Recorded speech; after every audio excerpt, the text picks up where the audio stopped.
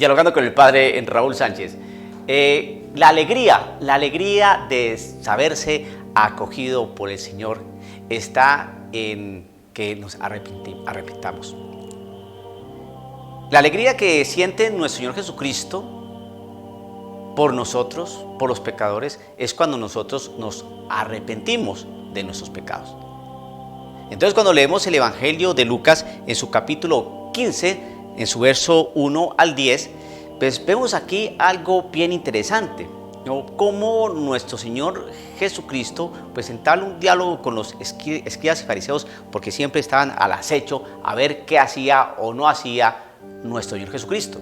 Y veían estos hombres fariseos que Cristo se metía con pecadores. Los fariseos y los escribas murmuraban diciendo: este acoge a los pecadores y come con ellos. Entonces, cuando el Señor Jesucristo pues lanza una parábola para empezar a desvirtuar la actitud y la posición y el pensamiento de estos hombres escribas y fariseos, líderes religiosos judíos, y narra la parábola. ¿Quién de vosotros que tiene 100 ovejas y pierde una de ellas no deja las 99 en el desierto y va a buscar la que se perdió hasta que la encuentra? Cuando la encuentra, se la pone muy contento sobre los hombros, y llegando a casa convoca a los amigos y vecinos y les dice: alegraos conmigo porque he hallado la oveja que se me había perdido. Os digo que de igual forma habrá más alegría en el cielo por un solo pecador que se convierta que por 99 justos que no tengan necesidad de conversión. Entonces aquí la clave es ¿qué? El arrepentimiento, la conversión. De igual modo habrá más alegría en el cielo por un solo pecador que se convierta que por 99 justos. Entonces, la alegría de Cristo Jesús, la alegría que siente el Señor Dios es el arrepentimiento, el cambio de vida, ¿no?, que tenemos nosotros los pecadores.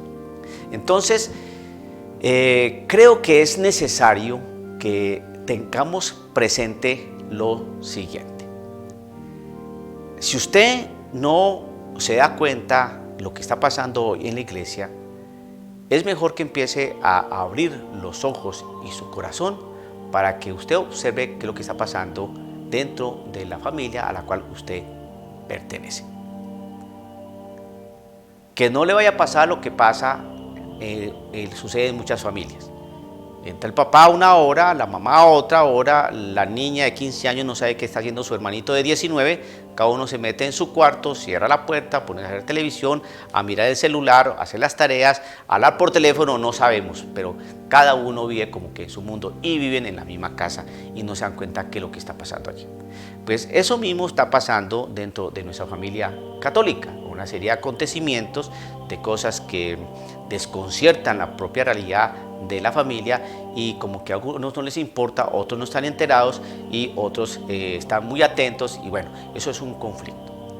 Lo que sí se ve hoy en día es que la realidad del pecado y de la conversión, ¿no?, entonces se está desdibujando.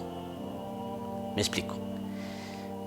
El concepto de pecado, ¿no?, la realidad de pecado no se está haciendo, que no se está proclamando, no se está diciendo en las misas, en las predicaciones, en las catequesis. La palabra pecado se está obviando. La palabra conversión también. Entonces empezamos a tener un lenguaje bastante sinuoso, donde el pecado perdió toda la connotación. Y entonces ahora simplemente se hablan: bueno, queridos hermanos, todos somos débiles, todos cometemos errores. Y resulta que la debilidad y los errores no son iguales a un pecado, aunque un pecado puede ser producto de una debilidad y también de un error. Pero la palabra pecado no la quieren decir. ¿Por qué? He venido hablando sobre la realidad del lenguaje dentro de la Iglesia Católica que tiene el maligno. Entonces, palabras como pecado, eso es muy duro, eso es falta de misericordia, ¿okay? Y eso es real. Yo tengo ejemplos concretos de sacerdotes claros, ¿no?, que dicen que eso es falta de misericordia. Por ejemplo, este sacerdote James Martin, ¿no?, cuando dicen que lo que afirma el catecismo de la Iglesia Católica en los numerales que hacen referencia a la homosexualidad, que ese lenguaje es muy duro y falto de misericordia, ¿ve? Entonces la palabra pecado es muy dura para aquellas personas, porque la palabra pecado es falta de misericordia. Entonces no hay que decir pecado, hay que decir otra palabra que no suene como tan feo, ¿no? Pues los eufemismos, ¿no?, las falacias, el lenguaje del maligno, ¿no? Y entonces, ¿qué es lo que hace nuestro Señor Jesucristo? Nuestro Señor Jesucristo se mete con los pecadores, ¿pero para qué? Para ir y transformarles su vida, para cambiarlos. Entonces por eso narra la parábola, una oveja que se pierde, va y la busca, pero para regresarla al redil donde están las 99 que no se han descarriado. Eso es lo que busca el Señor. Entonces hay gran alegría cuando las ovejas vuelven a la familia, vuelven al redil, vuelven al rebaño. Es la alegría de sabernos amados por el Señor, la alegría de sabernos perdonados por el Señor. Pero el Señor exige de cada uno de nosotros el arrepentimiento, el cambio, la conversión. ¿De qué? Del pecado. Conversión. Esa palabra tampoco se quiere tocar hoy en día, la conversión. No se quiere decir así, no se quiere decir conversión. Se habla más bien de aceptación, ¿no? Hay que aceptarlo. Si Él es así, pues es porque es así. Hay que ser misericordioso. ¿Ve? Es un lenguaje que mirado así por encima, ¿no? Entonces dicen, oiga, sí. Pero no sabemos o no nos damos cuenta de lo que hay en el fondo de esa palabra que se lanza. Este evangelio que se va a proclamar mañana, el evangelio de Lucas, en su capítulo 15, versículo 1 al 10. Os digo que de igual modo habrá más alegría en el cielo por un solo pecador que se convierta que por 99 justos que no tengan necesidad de conversión. Entonces, hay una gran alegría. Aquí en el versículo 8 dice lo siguiente: ¿o qué mujer que tiene 10 dracmas, si pierde una, no enciende una lámpara y barre la casa y busca cuidadosamente hasta que la encuentra? Y cuando la encuentra, convoca a las amigas y vecinas y les dice: alegraos conmigo. La parte de la alegría está en sabernos no acogidos por el Señor únicamente, sino sabernos convertidos, porque sabemos que existe un Padre que ama, un Jesús que perdona.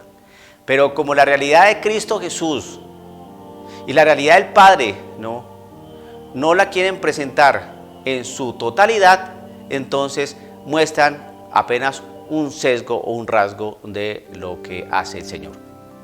Por ejemplo, y aquí va cómo es que se maneja la Escritura desde la perspectiva del maligno, sinuoso, enredadizo. Entonces, ve cómo, queridos hermanos, que el Señor va por la oveja perdida, porque ama, porque busca, porque quiere a esa persona. El Señor nos llama, el Señor nos busca, el Señor nos quiere a nosotros, porque es un Dios de amor, es un Dios de misericordia, es un Dios que está preocupado por nosotros. Esa puede ser una línea de predicación, pero no tocó conversión, no tocó pecado. Otro, en la parábola del padre amoroso o del hijo pródigo. Bueno, el padre, vemos como el padre ve a lo lejos a su hijo y va en carrera y lo abraza. El hijo trata de explicarle algunas cosas, pero el padre no lo deja hablar y lo llena de besos. Ese es el amor de Dios. Es el amor que Dios tiene para cada uno de nosotros, porque el Señor nos ama profundamente. Déjate amar por el Señor, querido hermano. Déjate reconciliar por el Señor, querido hermano. Sí, y resulta que la alegría de la conversión, ¿qué? No va, el mensaje no va hacia el que peca, El mensaje no va hacia el que necesita conversión. El mensaje va tangencialmente, periféricamente, de algo que es obvio. Es una obviedad. Y nuestra predicación hoy en día está llena de obviedades. Cristo te ama, Cristo te quiere, Cristo siempre está contigo, Cristo jamás te va a cerrar las manos ni los brazos, Cristo siempre está atento de ti, Cristo que convoca, Cristo que está al encuentro, Cristo. Pero esas son obviedades. ¿Quién no sabe eso? Y entonces la parte de la conversión, cargar la cruz, negarse a sí mismo, pasar por la puesta estrecha y por el camino al gozo, ¿no? Arrepentirse, convertirse. Ahí es donde está la alegría, en donde en el cielo, en Cristo Jesús. Y entonces mucha gente se mete con pecadores y Cristo les dice, sí se mete con pecadores porque yo les transformo la vida. Pero hay personas que quieren a Cristo Jesús, que me acepta, que me perdona, pero que no me transforme la vida. Señor, tú me amas y me perdona, pero déjame que yo soy homosexual y yo puedo estar con X o Y. Señor, sí, yo sé que tú me amas y todas las cuestiones y vivo en adulterio, pero déjame así. Señor, sí, tú me amas, tú me perdonas y tú eres muy querido conmigo, pero déjame fumar mi marihuana, por favor. Sí, Señor, tú me amas, tú me perdonas, pero déjame ser machista con mi vieja, por favor. No va a haber alegría allí. La alegría es algo que no es para nosotros, sino para Dios. Es darle la alegría a Dios. Y cuando porque el texto dice, la alegría, porque hay más alegría en el cielo. Es la alegría de las realidades de Dios, del corazón de Dios, la alegría que siente nuestro Señor, porque ese pecador volvió. Y nos refuerza con la parábola corta de la mujer que encontró su moneda, que va y la encuentra y le dice a las amigas, ¡alegraos! La alegría es en Cristo Jesús, en Dios, en las realidades de Dios, ¿no? Entonces en el corazón de Dios, esa alegría que siente Cristo Jesús al saber que nos convertimos, que nos arrepentimos. Esa es la gran alegría. Por eso el Señor busca al pecador, no para que siga pecando, sino para que viéndolo a Él, viendo a Cristo Jesús, salga de esa realidad de oscuridad. Y cuando sale de esa realidad de oscuridad es cuando el Señor siente alegría. Démosle la alegría al Señor, porque nosotros queremos que el Señor nos dé alegría a nosotros, que el Señor nos ayude a nosotros, que el Señor nos sostenga a nosotros, pero nosotros no le vamos a dar alegría a Él. Es que ese es el Evangelio, esa es la palabra que está allí. El Señor nos ama, nos perdona, sí, pero nosotros tenemos que arrepentirnos, dejarnos su pecado, para darle alegría a Él. Dialogando con el Padre Raúl Sánchez.